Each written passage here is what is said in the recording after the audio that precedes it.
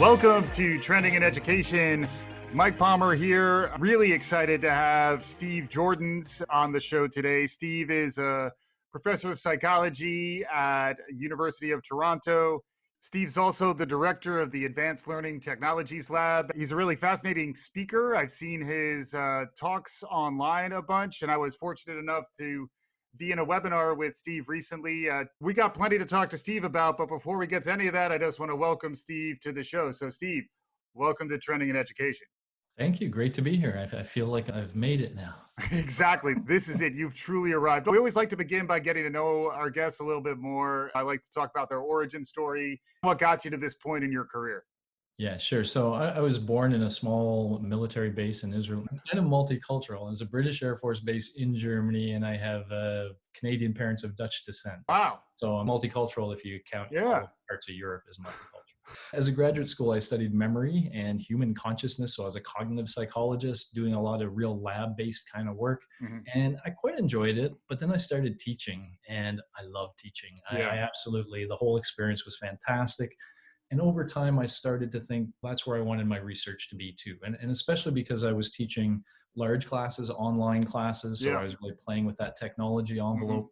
And that made me really want to think, how can we up our game in this context? Which led to that lab being created, the Advanced Learning Technologies Lab. And basically what we do there is we scour the educational psych literature for things that seem to work. And then we try to embody them in technologies so that they can be scaled, used at scale. And we do a whole lot of research on the tech as we do it just to make sure it works like we say, it's usable, all that kind of stuff. So it's a real fun lab. And now suddenly with e-learning, the thing, it's like we're in the right place at the right time. Obviously.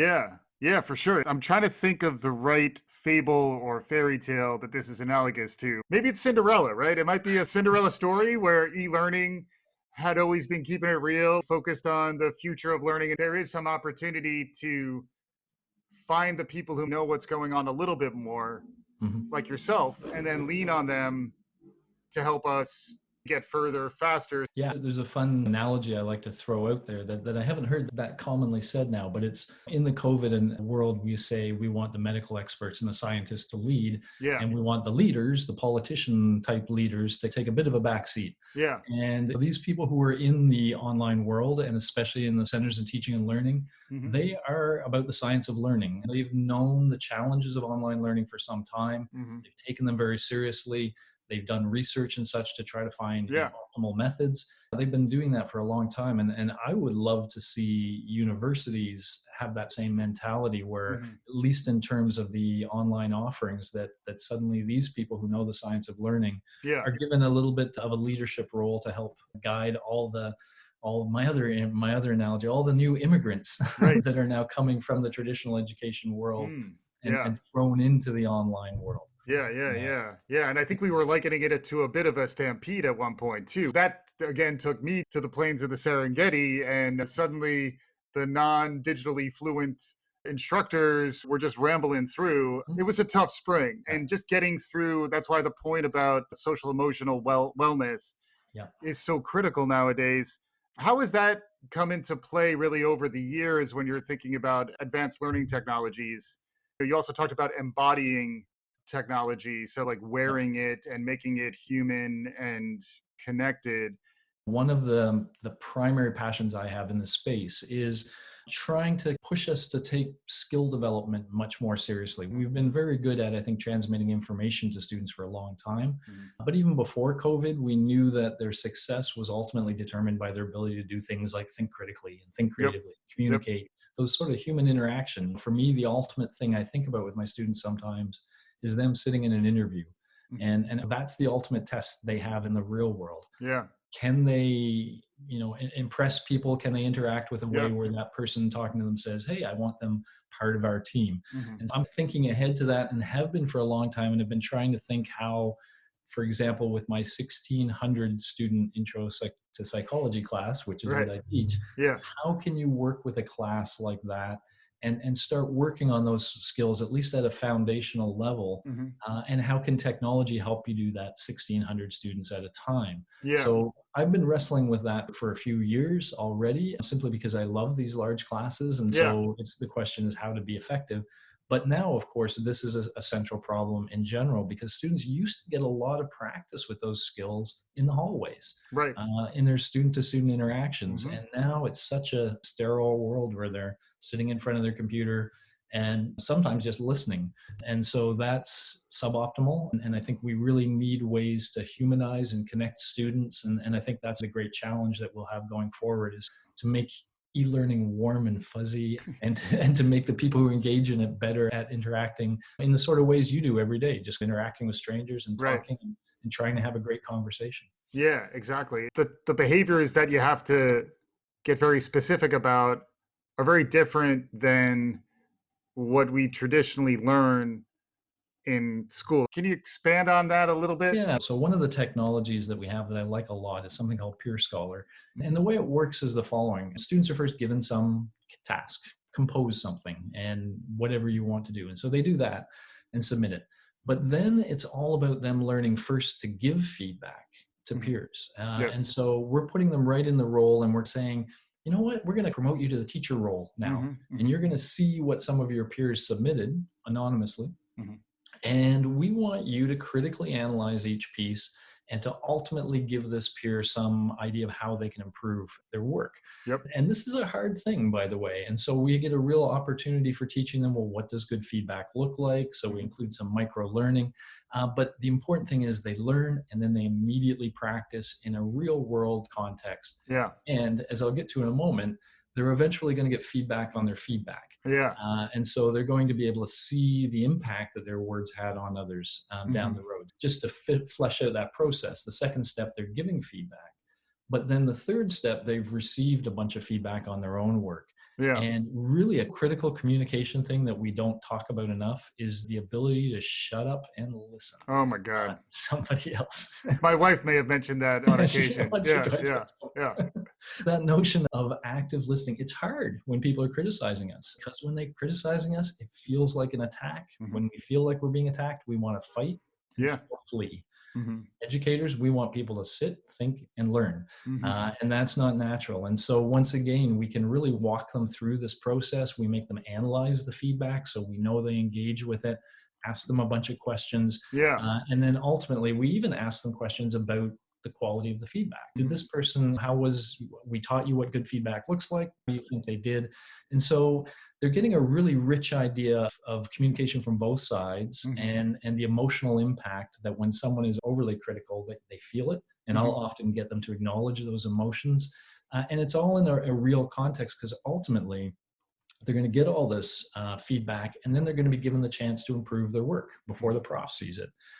And so they can actually use this. And that's a really critical thing, because what students tell me over and over again is, wow, this was a lot of work.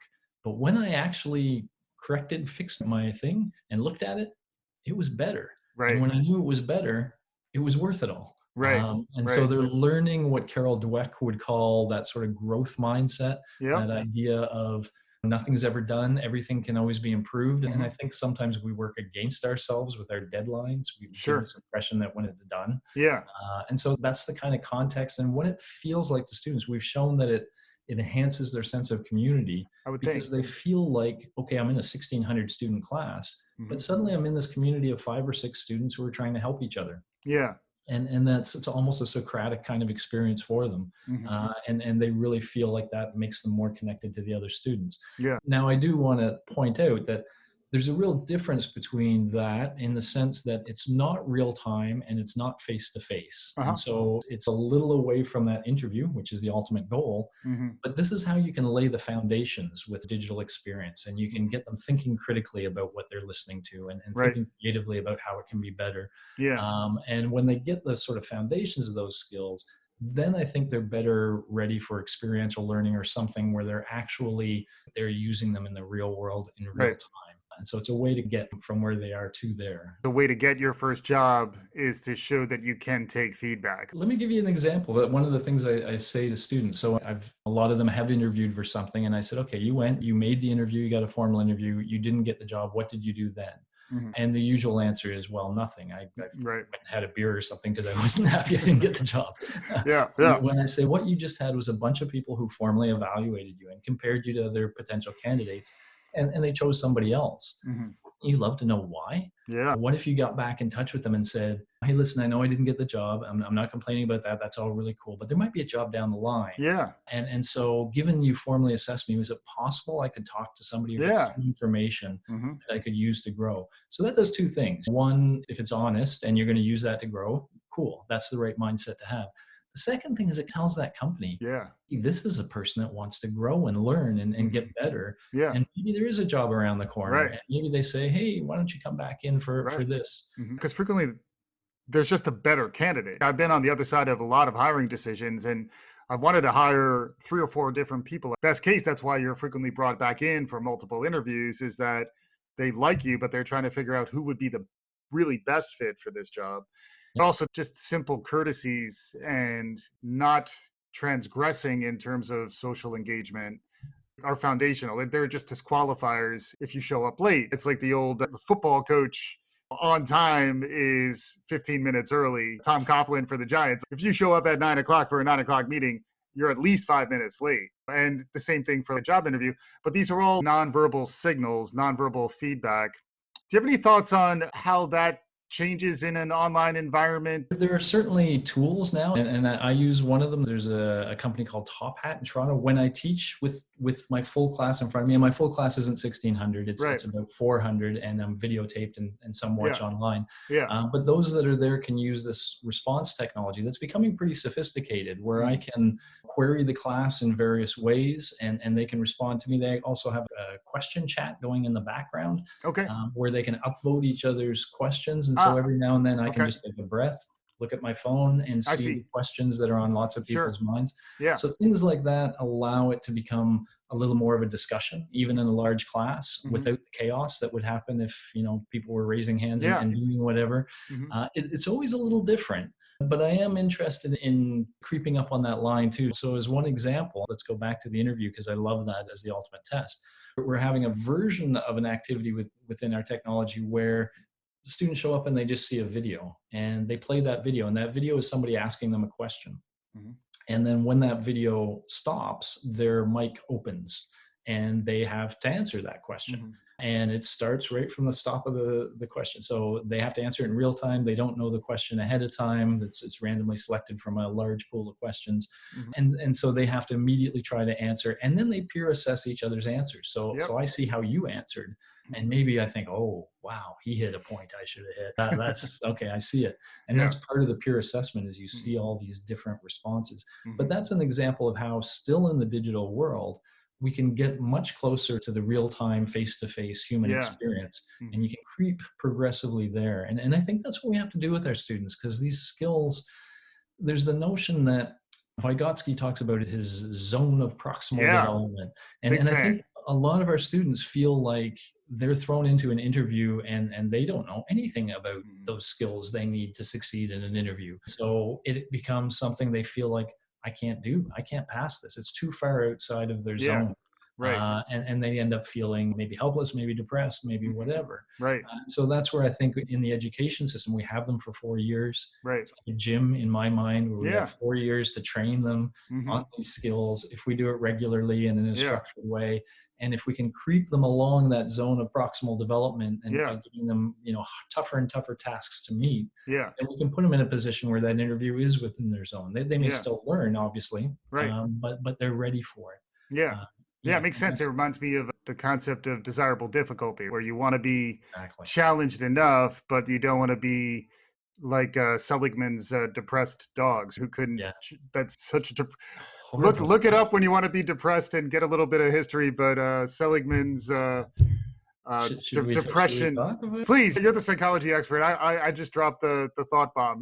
So this is a weird. I just find myself in this weird space where I thought of myself as the ed tech guy, but at the beginning of COVID, I've lectured on anxiety and such a lot. So I created a free online course just to let people understand what they're feeling.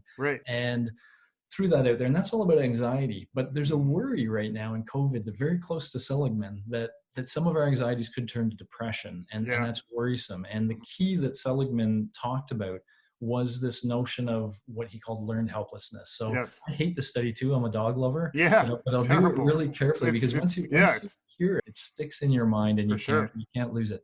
So he would have this chamber, with two sides and a potential thing that could block it in the middle.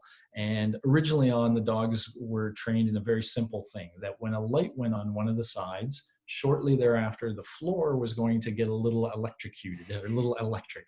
Yeah. Not enough to actually cause any physical harm, but we all hate that feeling, Yeah. and Yeah. dogs Yeah. hate that feeling. So they very quickly learned, when a light goes on, get to the other side of the chamber. That was step one. Step two is where it gets nasty and a little uncomfortable. They increase the barrier now to a level where the dog can no longer escape.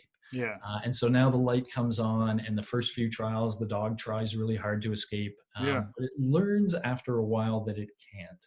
And it ends up curling up in the corner, light goes on, takes the shock, and it just sits there. Now, the third phase that's really scary is when you now remove the barrier.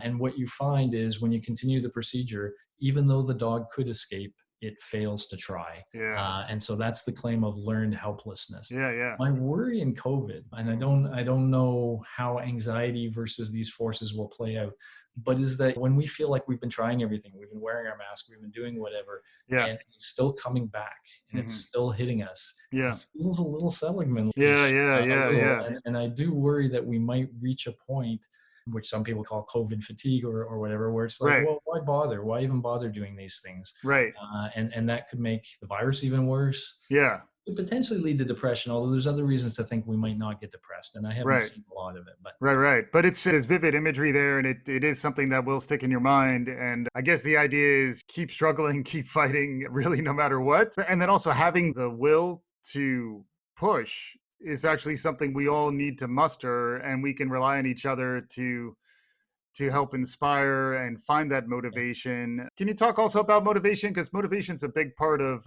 teaching, and applying that to your experience. I'd love to get some of that perspective. Yeah. One of the very simple things I'll say is what we would really like as far as motivation. In the education system, one of the frustrating things is marks are such a crippling force on education. And if anyone's read Zen and the Art of Motorcycle Maintenance, the dude in that book at one point decides he's not going to grade anything anymore. He's going to have this markless system, and so much better for education. And I get that totally. So students are being... Although real quick, when you said marks, I was thinking Karl Marx. So I had to just catch up a little bit. You mean grades? Grades. Which is, again, just the US Canada translation. Only jumps in from time to time. Yeah, exactly. I was like, wait, where are we going now?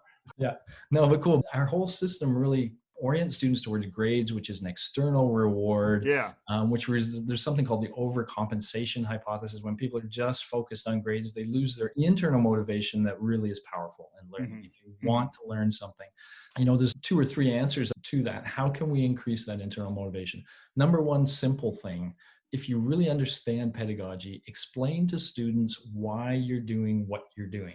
If you're putting them through some process, make them understand what's in it for them. And I don't mean grades. What's in it for them in terms of their ability to be successful after they graduate.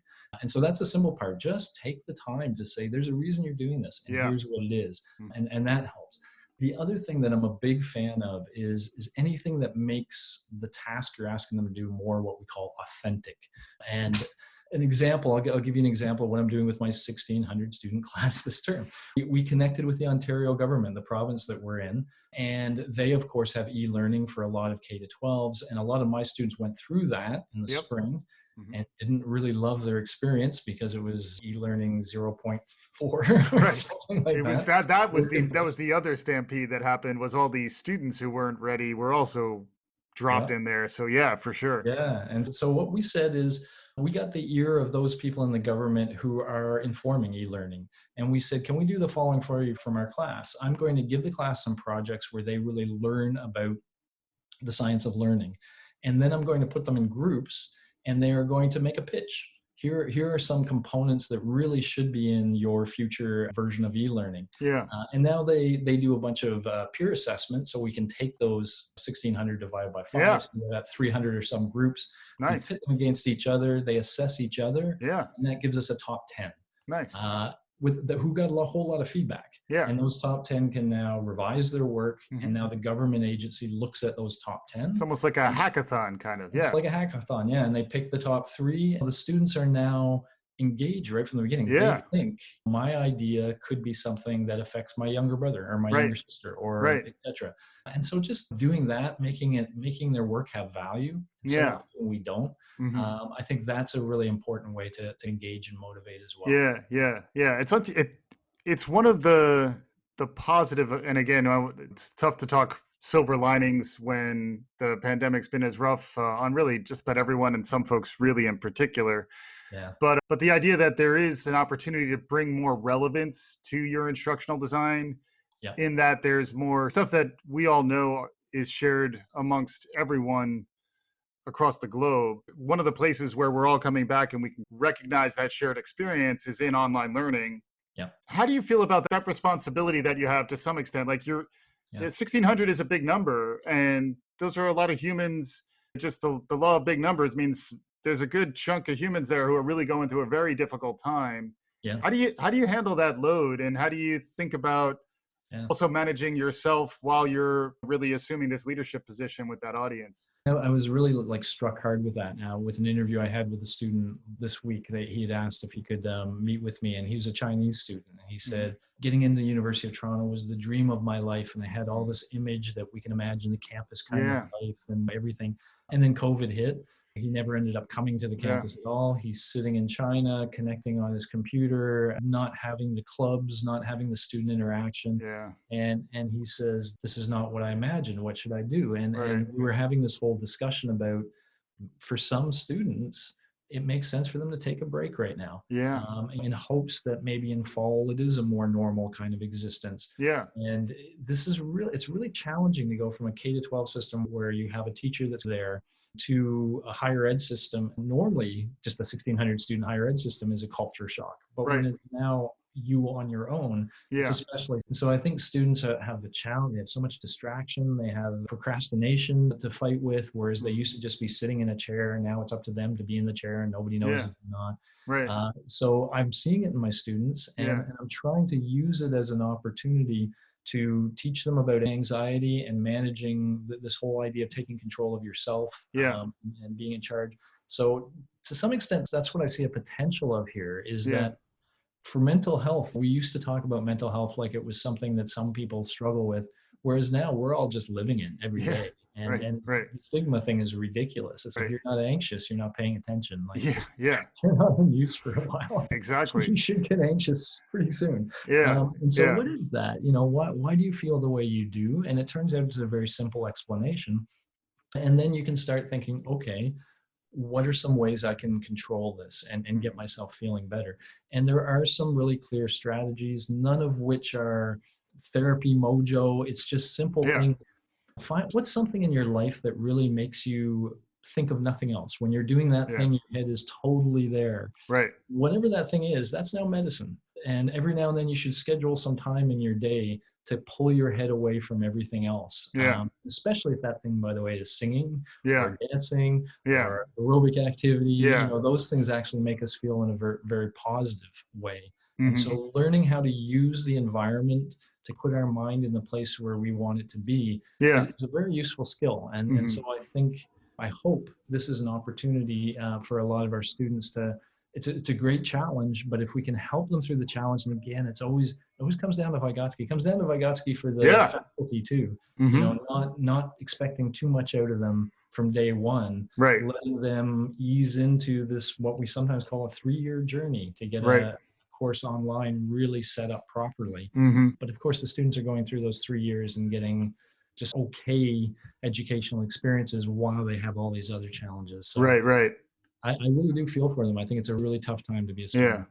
It's also an interesting, when you were talking, it did make me think of the alternative too. Like when you maybe hold back for a year versus the formal education, Yeah. when you think about the tools and resources that are available online now, where if you were to find the best track through open resources and MOOCs and lectures that are even available on YouTube, but frankly, frequently, there is some optimal path out there. It's just not, it's Yeah. never connected yet in a coherent way to make the most efficient paths available. But you got to imagine that's something that's probably going to come down the road. Any thoughts on that? There was a fantastic short story by Isaac Asimov back in the day, before the internet, before anything, but he had this conception of a student being curiosity driven, and then they would sit in front of some box, and I think he was imagining a television, but they would be able to go wherever they wanted to go. And the education system, all it suggested is you have to learn some stuff. You have to demonstrate some learning, but it's completely up to you to navigate. And it's almost like you're talking about. So none of this existed in his day. Yeah. But he already knew that's the way people like to learn. There's this notion called, problem-based learning, where you learn best when you're learning for a reason. There's something you're trying to solve. There's something you want to understand. I did a TEDx talk where I like to play a bit of guitar, and I bring a guitar with me that I built. That sounds nice. I bought the parts, I put them together, but that's how I wanted to learn about a guitar and what all the parts were. And that process, I learned so much about every piece of the guitar. And so I have to get a guitar neck. What guitar neck do I want? Well, what are my options? Why is one option better than another? And I would go piece by piece. And it's very Zen in the art of motorcycle maintenance of you. Yes. and that's how you start to care about all those little bits that you're learning and how they fit together. And you end up with a really deep knowledge structure. I think we need to get there. We see, there's a graph in a book called Stratosphere by Michael Fullan, an educational theorist here from Canada. And he looks at the school system, K to 12, and enthusiasm for education. And in grades 3 and 4, it's way up there. But then they hit about grade 5 or 6, and it just drops. And when you look at that graph, it's something is not right. Learning should be fun. And so I think getting back to that learning fun, and can we do fun learning at scale? And I think we used to think those two things were impossible, but I'm not sure they are. I think they're becoming more and more possible. And I think that will be a good world when people can just show everything they've learned in a nice structured way, and yet still not be forced into a sort of a factory version of education. It's funny. I've thus far failed in pushing the palindrome flirting, which is fun while you're learning. Although I see there's some potential out there if you can have fun while you're learning, because it also makes it more salient. It's more emotionally resonant. And if you can activate it's the frontal lobes, you feel fun makes you feel safe and secure, which is, and really it's even important. more like the reptilian brain too, because the amygdala and like your sort of your pleasure centers. And I'm doing hand gestures for our listeners. They're gestures that they're not to scale. They're not actually reflecting anything about the brain.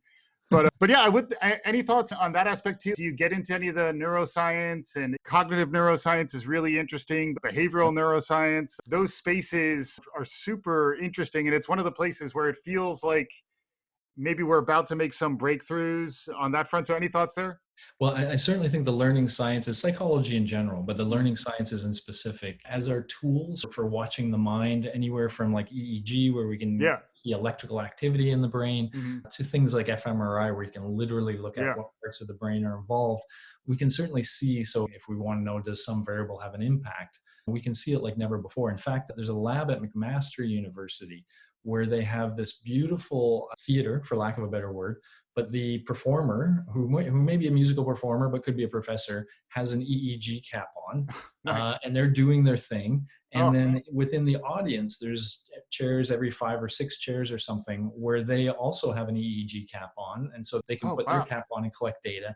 And so now we have streaming data coming in from, say, 50 students and a professor. And you can look at things like, if there's something that the professor does that is important, what's the effect on him? What's the effect on the students? And so we can do some cool stuff. And with respect to engagement, for example, you're highlighting fun and you're bang on. Fun is really good. I did a chapter where I used the analogy riffs, getting back to guitar stuff, where it has to either be relevant, the students see why it matters to them, or interesting, which is a harder one to define sometimes, but I'll come back to it in a sec. Fun or social. Those relevant, interesting, fun, or social, those are things that really create a positive learning atmosphere. And interesting, just to give you a taste, I saw a guy do this so well. He was a physics prof, and I'm not naturally inclined to physics, but he gave some problem of a ball rolling over a surface and where is it going to end, and he had multiple choice, and he started the lecture by saying, okay, what do you all think? Vote. And we all voted, and he said, you're all wrong. Hmm. And I'm not going to tell you why you're right. I'm going to give you this whole lecture, and by the end of the lecture, you should know what the right answer is. But by starting that Yeah. thing and getting people like, what? I'm sure I Yeah. was right. What the heck is wrong? Right. And so he piques curiosity, Mm-hmm. which is making the subsequent lecture interesting. Yeah. And so learning a few of these little things can go a long way to Yeah. keep students from looking at their cell phones. And I think Yeah. that is, especially online, Mm-hmm. we got to look at our competition. It's almost back to the interview. You are one stream of information, but they're staring at a box that gives them all this other stream of information. And if Right. you're not doing what all those other things are doing, which is, pulling their attention back Yeah. now and then, and Exactly. using various devices, then you're going to get lost. Yeah, I've So always viewed it as almost like this existential struggle between learning and marketing, yeah, but at the same time, they're not that different. Learning is more learner centered generally in terms of the objectives, yeah. where marketing is more for the organization who's Show me the money. trying to develop a market. But Yeah, they're basically tactics that they improve your storytelling, they build suspense. There are emotional returns really throughout the yeah, experience. The way Pixar manipulates your emotions yeah, and you appreciate it. There's an artfulness to storytelling yeah. and narrative and all of those things. How about on the storytelling piece? Because I know you're a lecturer. So Yeah. we do a bit of a funny story that way. So at some point, I'd been lecturing for a while and I'd won some awards for lecturing, and I got this phone call from this company called The Great Courses. You Yes. know Yes. about them in the Yeah. States. I'd never heard of them, and they're like, "Oh, you're going to come down and do a lecture series with us, and you'll just have checks show up every now and then." I thought, well, that Sounds sounds pretty good. sweet. You had me at checks come in all the time. Yeah. Yeah. Yeah. And they said, but the first thing is, we have to teach you how to teach. Ooh. And it was interesting. So I Mm. thought you selected me because I was known as a great teacher. And they said, yeah, that's where we start. And now we teach you how to teach. And so I had to go down there. Uh-huh. And the first thing, I ended up creating a 24 lecture series on memory. Wow. But the first thing they endorsed, even in that day, was these lectures shouldn't be any more than a half an hour. Yeah. And they should maybe even 25 minutes, half an hour. And they Yeah. should have a beginning, a middle, and an end. They're about one thing. It's a story that Yeah. encapsulates it all. Bring in some human element. If you can tell us about a human Yeah. story that relates to what you're doing. Mhm. And I realized at that point that what I had been doing and what so many professors do is they walk into class and go blah, blah, blah, blah. Yeah. Oh, time's up. We'll continue tomorrow. And so they just stop wherever they stop and then Right. they continue. And it's this Yeah. 12-week story. Right. You cannot hang on to a 12-week story, Right. but they can hang on to a half an hour. And if Yeah. you include even 5 or 6 important bits of information in that, Yeah. they can get those 5 or 6 important bits. And that's enough. Yeah. Let them go and consolidate that and walk Yeah. away, and then bring them back and see if you can tell a new story. That Yeah, or end with a cliffhanger because of a pupil of Zygarnik was a pupil of Vygotsky, Yep. which and that's the idea that we remember incomplete things more than completed ones. Yep. But all these things to me come back to just a good foundation in some well-researched, well-established psychological knowledge that just needs to be translated into something that is relevant. Yeah. And then also again coming You back. just defined our lab, by the way. Really? Exactly. Go out and find that knowledge that's out there in the literature, but is just sitting in some research journal. Yeah. Let's mobilize this. Let's find a way to get it out there and used. Yeah. And it just feels like right now is this massive, unprecedented learning laboratory writ large has just launched. It's more in the heat of the moment. Are people even documenting what they're doing, paying enough attention?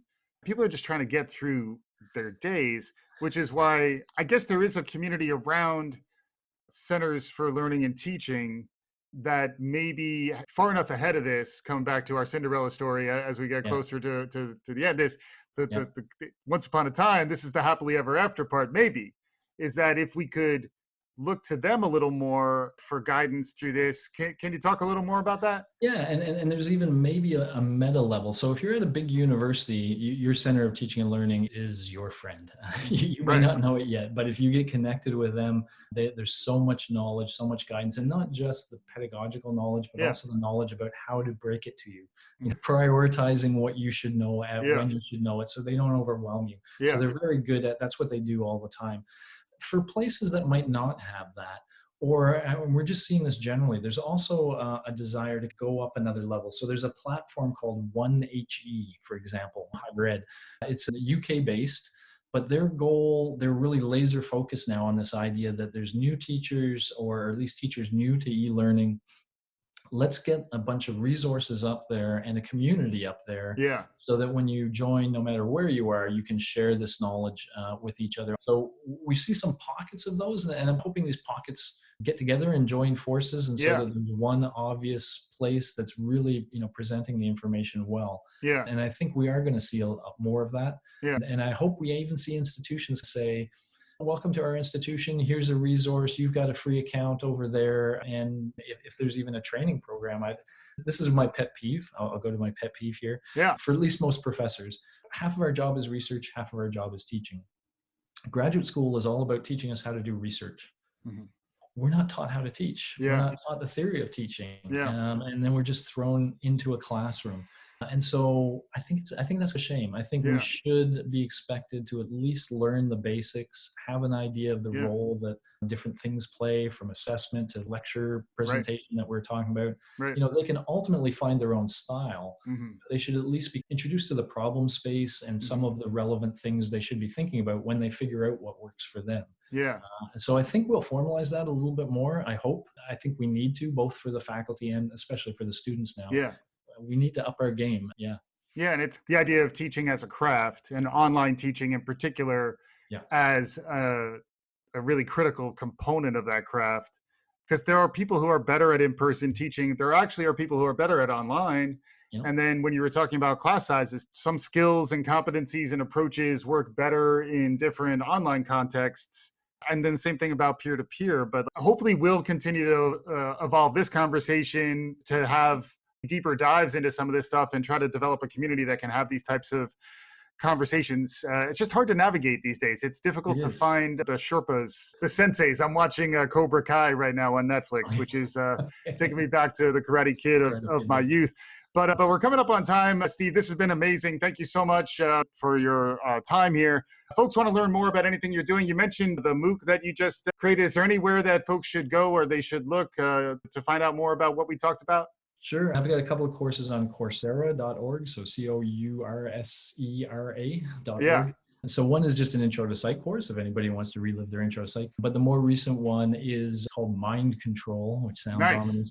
But Mind Control, Managing Anxiety Around COVID-19. So it's really about learning how to control your own mind. Wow. So that you can, and we get a bunch of tips, bunch of strategies, and all kinds of stuff there. So people can go there. If there happens to be, I don't know if we reach any of this, but if there's police officers out there, we've also created a course to help police officers manage their stress, because there's a lot of stress there, and we're doing one for healthcare workers now. So we're getting out there trying to help the community and give them some tools. Yeah, I think about 140,000 have been through that mind control course so far. So it's pretty amazing. And cool for some reason you had me at mind control, Steve. I'm not sure. I just the Jedi version too. Exactly. Yoda keeps popping up in that course. Yeah. So before we let you go, I always love to ask my guests what's emerging. Anything new, exciting beyond what we just talked about that's capturing your imagination? You're someone who sees a lot of stuff. I'd love to get a little bit of perspective from you. Yeah, I think the challenges we have now when we think student-centric are helping them engage. So you mentioned things like the Zeigarnik effect, and I actually recommend things to students like, don't watch the whole lecture and then stop.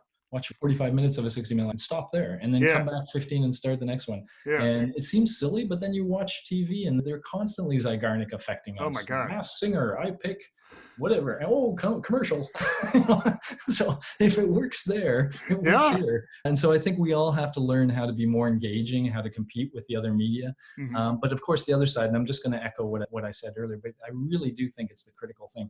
We have to get serious about skills, and to the point where I think we have to find ways to measure them on the fly and accreditate them like we do knowledge learning. And I've got some ideas of how to do that. I've got a chapter where we talk about an idea that we then tested out with research. And I think that's where I'm hoping to see universities go. I also am pretty sure that we're going to see universities change the way they interact with the EdTech world. Because of privacy and security concerns, they're going to have to get more central. They're not going to be able to let a prof just pick a technology. Yeah. And when they get more central, my hope is that they, become more friendly to pitches, that they have an attitude like guitar players do at the NAMM festival. Show me what's out there. What could I be using? Yeah. Come pitch your thing to me if it's cool. But that they should also have a really firm pedagogical criterion. They should say, hey, listen, this is our goals. This is what we want to provide for our students. So come tell me about your tech or your idea, but attach it to those goals. I want to know how it's going to help us up our game. And if you can sell us that way, if you can sell us that you're going to help us make our students more successful, then we want to hear it. And I think universities will be building toolboxes, and then they'll be able to inform their faculty well. And I think that'll be part of the path of getting that sort of culture within a university of common knowledge developed. So I think that'll be a big trend we're going to see. Awesome. Fantastic stuff. Steve Joordens, Joordens, Joordens. Yep. And once you Google that, Steve's well known enough that you'll find a lot of his stuff there. So that's also a good way to go. But the mind control course on Coursera, I may need to do my homework, learn some mind control, and have you back on to talk more about that. But Steve, it's wonderful having you. Thanks so much for joining. Cool. Thank you very much. It's been a pleasure. And for our listeners, thanks to you, as always, for listening. If you like what you're hearing, tell your friends, subscribe, share it. We'll be back again soon on Trending in Education.